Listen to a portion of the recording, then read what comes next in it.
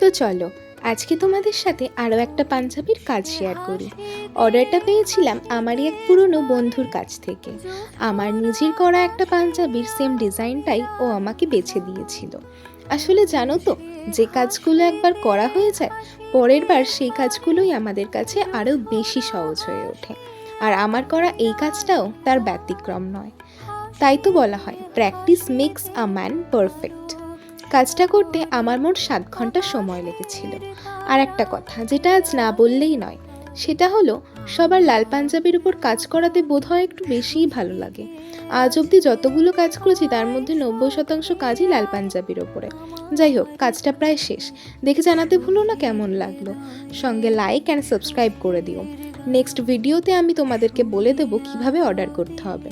তো সবাই সুস্থ থেকো, ভালো থেকো আর আমার প্রণাম নিও। দেখা হচ্ছে নেক্সট ভিডিওতে। টাটা।